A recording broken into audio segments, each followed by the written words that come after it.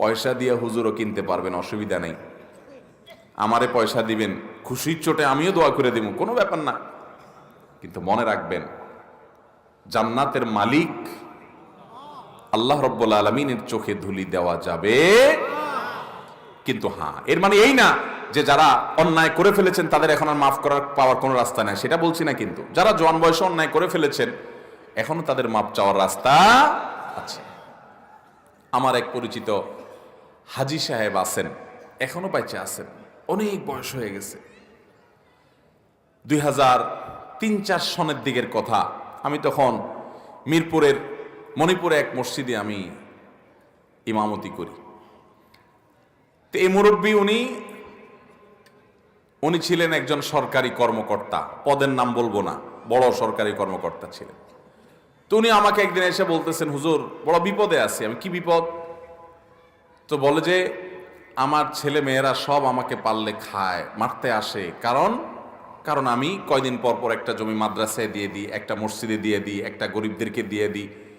এত জমি আমি ঢাকা শহরে বিভিন্ন জায়গায় আল্লাহ আমার জমি জমা দিছে, তো এগুলো যে মানুষকে দিয়ে দেই, গোটা জমি ধরে দিয়ে দিই। এই জন্য আমার ছেলে মেয়েরা বলে মানুষ এরকম দান করে, মানুষ দান করে 2000, 5000, 10,000 টাকা মসজিদ মাদ্রাসায় দেয়। তুমি যেভাবে গোটা জমি ধরে দিয়ে দিচ্ছ, এইভাবে দিলে তো আমরা ফতুর হয়ে যাব, এভাবে দাও কেন?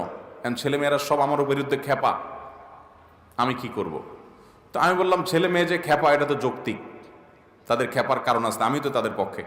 আপনি এত দান করেন কেন? এত দান করতে তো আল্লাহ বলেন নাই। নবী সাল্লাল্লাহু আলাইহি সাল্লাম বলেছেন, তোমার সন্তানদের জন্য কিছু রেখে যাওয়া উত্তম, তা একেবারে তা সব দান করে তাদেরকে খালি হাতে বসায় দেওয়ার চাইতে কিছু রাখেন, আপনি এভাবে দান করেন কেন? ঠিকই তো বলছে তারা।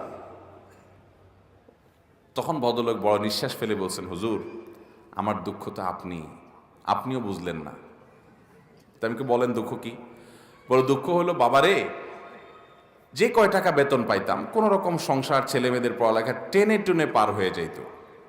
এই জমি জমা যা দেখছেন সবই অবৈধ টাকা, ঘুষের টাকায় তৈরি করা, ঘুষের টাকা উপার্জন করছি এগুলা।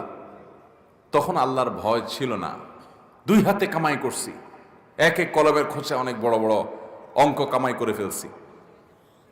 তো তখন ভয় ছিল না, করে ফেলছি। কিন্তু এখন আমি যখন বলছি 2003-04-05 কথা, তখন ওনার বয়স 70+, 70-75। এখনো ভদ্রলোক বেঁচে আছেন, শয্যাশায়ী। তো তিনি বলছেন যে, বাবারে এখন তো আমি সকাল বিকাল শুধু কবর দেখি সামনে।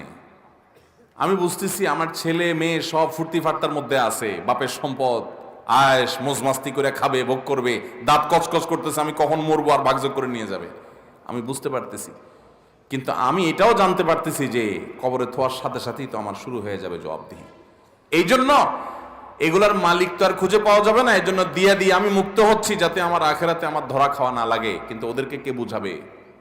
এগুলো তো তাদেরকে বলতেও পারি না যে এগুলা সব আমার না, এগুলো সব মানুষের।